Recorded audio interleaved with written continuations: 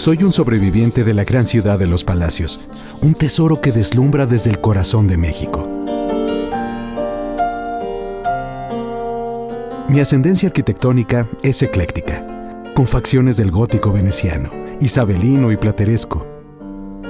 Soy un destello de estilos que convergen en armonía. Los valores apuntalan mis cimientos. Majestuoso desde todos los ángulos. Por fuera me arropa el mármol y un mosaico de obras de arte. Con mi reloj monumental, desde las alturas veo pasar el tiempo.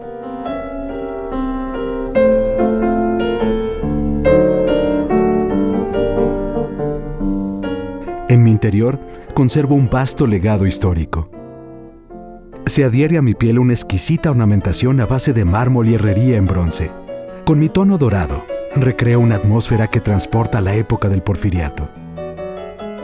Preservo mis enormes columnas, cristales y una escalera monumental coronados por dos espectaculares domos de cristal. Soy el Palacio Postal, la quinta casa de correos. La nostalgia ha vuelto a mí. Buscando en mi interior encontré archivos valiosos que revelan el legado de mis antecesores. Testimonios de un glorioso pasado, memorias que quiero compartir. Con sabiduría, mis ancestros dieron cuenta de un fenómeno que cambió la historia de la humanidad, la comunicación a distancia. Describen que los primeros servicios de mensajería se remontan a la época prehispánica. Para enviar y recibir información, algunas civilizaciones, como los aztecas, construyeron complejos sistemas de entregas. Los documentos que atesoro revelan que aquel mensaje era urgente. Durante varios días, un grupo de hombres corrió para entregar la noticia. Para cumplir su objetivo, eran guiados por el Painal, el mensajero del dios mexica Huitzilopochtli. Por su velocidad eran llamados Painanis. Mensajeros aztecas que, en 1518, dieron aviso del primer acercamiento de los españoles con estas tierras. Porque el hombre siempre ha tenido la necesidad de comunicarse, entonces están los ejemplos como los muy conocidos Painani, que trasladaban en la época prehispánica documentos y paquetes. Los atletas corrieron más de 400 kilómetros desde Veracruz, donde divisaron las carabelas ibéricas, hasta Tenochtitlan, donde gobernaba Moctezuma Xocoyotzin. Durante el extenuante trayecto, los Painanis eran relevados y descansaban en postas, una serie de albergues habilitados a lo largo de las rutas postales. Entregaban a otro Painani el mensaje, escrito o verbal, y la carrera continuaba.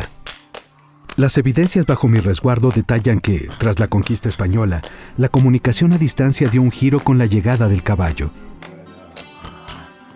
Explican que para entregar el mensaje, jinete y animal cabalgaban a todo galope.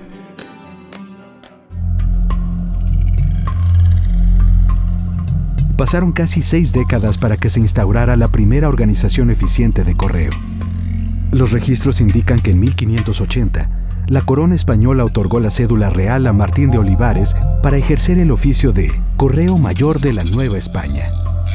Se inicia, formalmente el servicio de correo, estaba a cargo de particulares, la corona lo cesiona a particulares y se empieza a establecer este servicio como tal de recepción, entrega de mensajería, de paquetes con un mecanismo, con un proceso y supervisado por entonces el virrey. En 1621 la sede postal se estableció a espaldas de lo que hoy es el Palacio Nacional, en el centro histórico. Fue llamada Primera Casa de Correos. Paralelamente, el servicio se ofrecía en una segunda casa de correos, en la actual calle de República de Guatemala. Para 1762 se implementaron los buzones, colocados en veredas de las rutas postales. Un año después, comenzó a operar el servicio marítimo que unía la península ibérica con la Nueva España. Todo iba viento en popa. En 1765 el correo abrió oficinas en Aguascalientes, León, Guanajuato, Valladolid, Querétaro y otras ciudades.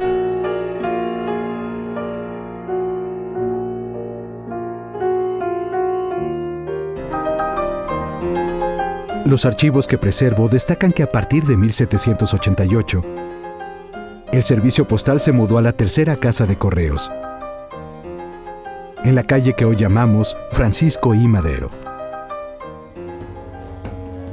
Uno de los acontecimientos que cambió el rumbo del país y que al mismo tiempo interrumpió el servicio postal fue el movimiento de independencia. Pero una vez consumada, soplaron nuevos aires a nuestro favor, incluso con un cambio de nombre: Administración General de Correos. En la mitad del siglo XIX, la modernidad se asomaba al país con la llegada del ferrocarril, medio de transporte que sería uno de los más fieles aliados para el envío y entrega de cartas y paquetes. En 1852, la sede postal se trasladó a la cuarta casa de correos, en la antigua Casa de Moneda, a un costado del Palacio Nacional. En 1871 se crearon los giros postales. Para esa fecha ya había casi 500 oficinas en el país. Cómo añoro el ocaso del siglo XIX, cuando el correo se abría paso como uno de los medios más eficientes para la comunicación a distancia. Así, mi querida amiga, agonizaba un ciclo. Y dábamos la bienvenida a uno nuevo. Y con él florecía una idea que años después haría prosperar el servicio postal mexicano. Te agradezco por traer a mi mente gratas remembranzas. Parece que fue ayer. Coincido contigo. En el umbral del siglo XX, el desarrollo del correo era avasallador. El auge en el intercambio de documentos escritos era tan importante que en 1900 había casi 2,000 oficinas en todo el país. En esa época, cuando México tenía una población de 13,5 millones de habitantes, se movilizaban más de 130,000 piezas postales al año. Ante la demanda, el correo tenía que ampliar sus horizontes. ¿Cómo olvidar aquellos años cuando se acercaba la conmemoración del primer centenario de nuestra independencia? Fue en ese momento que germinó la idea de construir una magna edificación. A principios de 1900, el presidente de la República decide que, dada el manejo, la magnitud de la correspondencia y los paquetes que se manejaban, era necesario que el correo contara con un edificio especialmente diseñado para ello. Esa necesidad fue la que te dio vida, aquí, en una de mis calles. Así naciste. Te llamaron el Palacio Postal, la quinta casa de correos. Una maravilla arquitectónica y uno de los máximos símbolos del servicio de la comunicación a distancia.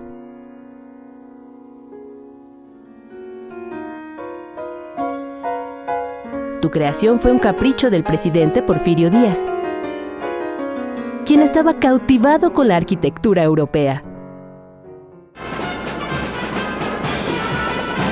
Recordemos que Porfirio Díaz tenía una influencia totalmente francesa y europea. A la hora que le presentaban los proyectos, pues también influye el estilo o el gusto que tú tienes sobre algo. 2 años después, él colocó tu primera piedra.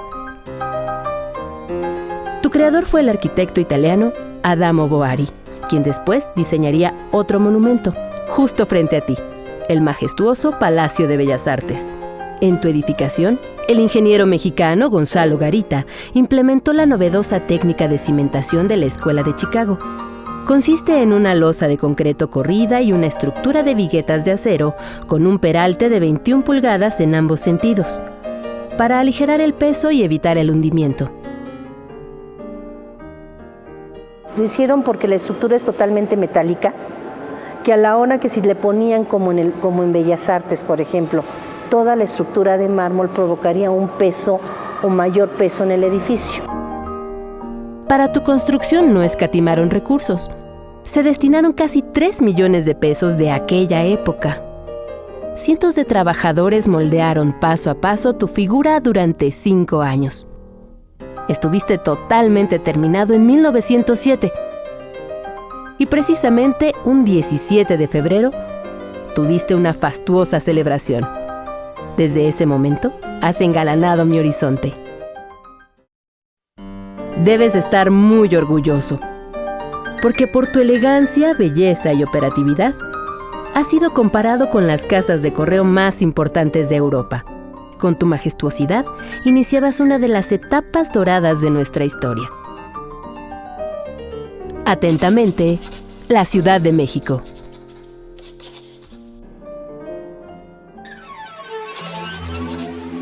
Aquellos eran momentos memorables, pero también hubo circunstancias difíciles. Por ejemplo, la euforia por el correo se vio perturbada con el inicio de la Revolución Mexicana en 1910. La falta de garantías propiciaba pérdidas, saqueos de valores, asaltos, incluso la muerte misma de algunos empleados postales. A partir de 1921, ya consumada la revolución, se iniciaba una nueva etapa. Por primera vez, operaban rutas aéreas. Sí, el correo ya tenía alas y las desplegaba para llevar las cartas a todos los rincones del país. En la mitad del siglo XX, la aviación comercial recorría ya casi 150,000 kilómetros todos los días, transportando más de 50 toneladas de correspondencia. En 1964, cuando tú, Ciudad de México, cumplías 140 años y dabas cobijo a casi 7 millones de habitantes, la cobertura postal no tenía límites. Se entregaban más de 1,190 millones de piezas de correspondencia. Había más de 3,260 rutas por tierra que abarcaban 240,000 kilómetros. Y 63 rutas aéreas nacionales e internacionales con más de 60,000 kilómetros. Con un país de más de 48 millones de personas, aumentaba la demanda. Así que fue necesario crear centros especiales para procesar la correspondencia.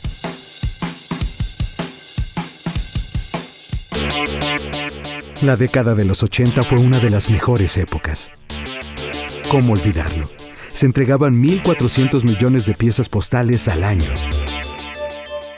Era tal el éxito que en 1986, el presidente de la República emitió un decreto para crear el Servicio Postal Mexicano. Era la época en que el teléfono se expandía con fuerza por el territorio nacional y llegaban nuevas tecnologías como el Internet. Esto provocó un descenso en el envío de correspondencia. Su fuerza se sintió en la década de los 90. El tráfico postal bajó en 250 millones. Ahora ya solo se enviaban 1,150 millones de piezas anuales. Pero aún así, despedíamos el siglo XX con 280 sucursales, dando servicio a más de 5,600 poblaciones. Apareció entonces el nuevo milenio, con la supercarretera de la información en el espacio cibernético y la proliferación de empresas de paquetería. Era 2008. El momento de transformarse a fondo había llegado al correo. A pesar de la transformación y el tiempo, no has perdido tu esplendor. Conservas intacta tu belleza. Tu encanto me enorgullece. Te ganaste mi corazón y ahora eres uno de mis moradores predilectos. Al observarte, lanzas destellos de grandeza. Soberbia construcción que se abre para todos y revela sus misterios. Y un detalle fundamental que normalmente el usuario, el visitante no detecta. El Palacio Postal tiene 4 fachadas.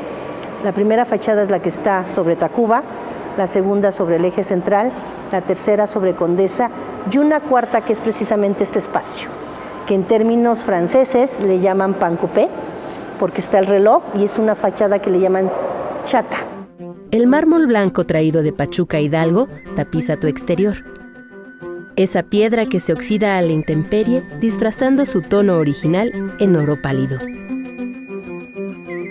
El estilo gótico propio de las imponentes catedrales europeas se impone desde tus gárgolas. Son 15 guardianes fundidos en bronce que te adornan e iluminan.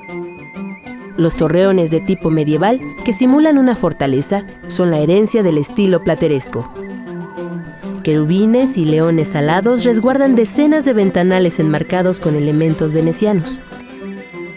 Y en la fachada principal, destaca tu reloj, monumental, de factura alemana y delicada crestería. Joya de la ingeniería de la época. La ciudad era muy pequeña y sus campanadas se escuchaban, se dice que alrededor del centro de 4 kilómetros de la Ciudad de México, y entonces servía para hacer como la hora nacional, la hora de México. Sonaba el reloj de correos y sabía uno que esa era la hora exacta de la Ciudad de México. Al cruzar por tu portal, nos das la bienvenida desde una majestuosa escalera revestida de mármol mexicano y bronce dorado de Florencia, Italia.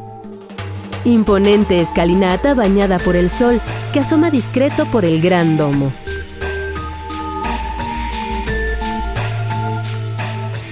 Pieza única de cristal emplomado transparente de casi 100 metros cuadrados, decorado con delicadas formas geométricas, obra de tu diseñador Adamo Boari. Te sostienen esbeltas columnas construidas en yeso que asemejan al mármol. Fue tan cuidada su construcción que, por ejemplo, tú ves todas las columnas y lo ves y dices, es mármol. Sin embargo, es una técnica que se llama escayola, que te refleja que pareciera mármol. La solemnidad de la Sala Galotti es resguardada como uno de tus más grandes tesoros. 12 frescos pintados al temple sobre una base de oro de 24 quilates nos recuerdan la evolución y desarrollo del correo en México, desde la paloma mensajera. Son obras de arte con simbología propia. Porque está decorada con una serie de frescos relacionados con las comunicaciones, frescos originales. Es hoy una sala, es uno de los lugares que se mantiene con todos los elementos originales desde 1907. Preciados objetos y documentos históricos refrendan el legado de tus antepasados.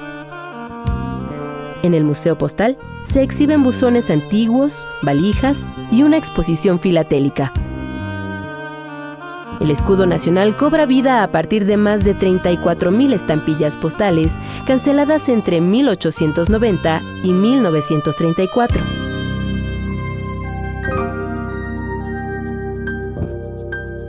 Eres afortunado porque contaste con todos los adelantos tecnológicos. Acogiste los primeros elevadores de la época. Aún conservas el patio de carteros con su espectacular domo de cristal, un lugar simbólico al que llegaba el correo, mudo testigo de la clasificación de miles, de millones y millones de cartas. Eres una edificación emblemática, pero sobre todo funcional. Desde que abriste tus puertas en 1907, no has dejado de escribir la historia.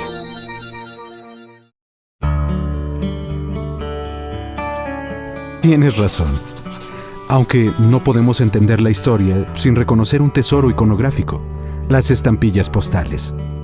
Precisamente, observaba en algunas estampillas la imagen de reconocidos personajes, efemérides y emblemáticos monumentos que te distinguen y embellecen, honrándote como el principal mosaico cultural de México. Imágenes que retratan la memoria de México y el mundo. La primera estampilla de la historia nació en el viejo continente. Fue creada por el británico Rowland Hill en 1840. Lucía la efigie de la reina Victoria.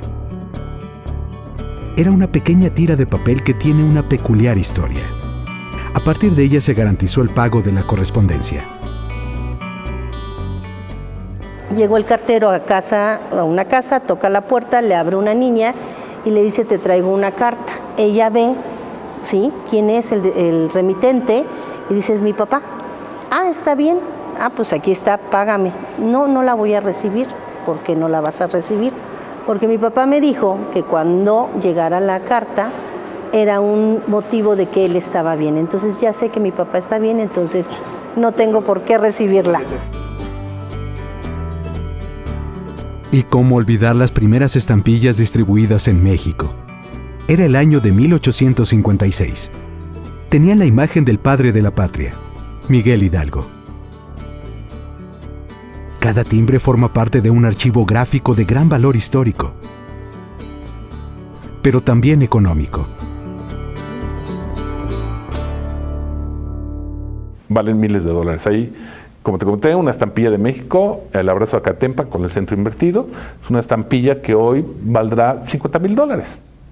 Se conocen 2 piezas. Antes de llegar a la selección del diseño, nosotros investigamos la temática, vemos qué imagen podría ser susceptible de ser utilizada de tal manera que en ese pedacito de papel tan importante refleje lo que tú estás conmemorando. Las colecciones de estampillas mexicanas son de las más admiradas en el mundo. Son pequeñas obras de arte que avivan mis recuerdos y me enorgullecen. Preservar la memoria de México a través de estampillas postales es algo que debe llenarte de orgullo. Como tu grandeza, que a pesar de los cambios y transformaciones, luce como antaño, imponente y con entusiasmo. Ni la llegada de Internet y el correo electrónico opacaron tu misión. Al contrario, los convertiste en tus mejores aliados. Dicen, el Internet es el peor enemigo del correo, y nosotros decimos, el Internet ha sido el mejor aliado de los correos. El correo postal va a seguir existiendo. No quiere decir que el correo electrónico va a desplazar al correo tradicional. Es una manera complementaria, ¿no? Para hacer negocios, para estar en contacto. Si tú hoy adquieres en línea un producto, vas a utilizar el correo para recibirlo. He observado que de la mano de las nuevas tecnologías te reinventas. Ofreces nuevos servicios como la comunicación comercial, giros electrónicos y, por supuesto, el comercio electrónico. En 2013, el valor de comercio electrónico era de 121,000 millones de pesos, ¿no? Lo que equivale a 9.2 mil millones de dólares.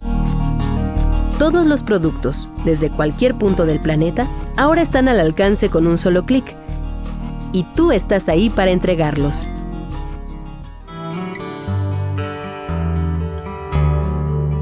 Para la entrega de paquetes y correspondencia, cuentas con una red de casi 1,500 oficinas de atención al público, 64 centros de clasificación y 18,000 buzones. Más de 2,100 rutas terrestres y 360 circuitos. Hoy por hoy manejamos 3 millones de piezas diarias en promedio, en general de paquetería y mensajería y documentos. Correos de México es por mucho la empresa que tiene la red logística de entrega más grande del país. Correos de México llega al 97% de la población en las localidades más alejadas, y por eso tiene esta gran capacidad de entrega. El destino del correo es comunicar a todo México. Para lograrlo contamos con el apoyo de todo un ejército. Personajes, portadores de noticias y acontecimientos. Casi siempre anónimos, pero leales, nobles, vencedores de las adversidades. Sin importar el frío, la lluvia o el sol, recorren a pie, en bicicleta o vehículos motorizados toda la geografía nacional. Desde pequeñas poblaciones hasta grandes ciudades. Como Don Jorge, un entusiasta cartero que todos los días visita decenas de hogares y negocios en el corazón de la Ciudad de México. Yo tengo que salir a las 10 de la mañana a mi reparto, y siempre agarro la calle 5 de Mayo hasta llegar al Zócalo. Yo sí, la verdad, sí tengo un orgullo muy grande de ser cartero, porque mi papá fue cartero 30 años, él se jubiló del servicio postal y fue cartero durante 30 años, y me gustó la profesión que él tuvo, y la verdad a mí me gusta mucho este trabajo, porque conozco mucha gente. Hay personas que se emocionan cuando llega uno y le entrega su carta que le llega de un familiar que tienen mucho tiempo que no ven. La alegría al recibir la correspondencia también se contagia. Pues las señoras ya grandes, que sus hijos están lejos y que les escriben y esperan con ansias la carta de que les llegue, y les da mucho gusto, hasta se ponen a llorar de la emoción, y por eso es que me da gusto ser cartero. Don Jorge tampoco es indiferente al dolor de las personas. Cuando llegan las malas noticias, pues llora de otro tipo de otra manera, y uno, pues la verdad sí también lo siente, porque como mucha gente dice, nosotros también llegamos a ser parte de su familia porque nos ven diario. Buenos días. Gracias. En Correos de México somos una gran familia de casi 19,000 empleados. La mitad son carteros. Una labor que poco a poco se abre a las mujeres. Bueno, anteriormente era casi lo que es la repartición de correspondencia era exclusivo para hombres. Afortunadamente se nos dio la oportunidad a las mujeres para hacer esta labor.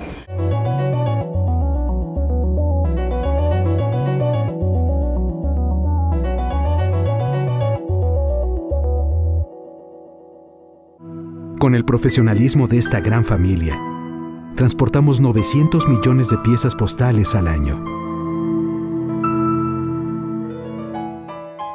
Ay, querida amiga, tengo tanto que agradecerte por escuchar mis pensamientos, por ser parte de mi existencia. Nuestra amistad tiene más de un siglo y quiero corresponder a tu confianza. Sabes, aún con la era digital, conservo el gusto por la escritura. Experimentar el poder de las palabras, sentir la textura de las hojas y el olor de la tinta.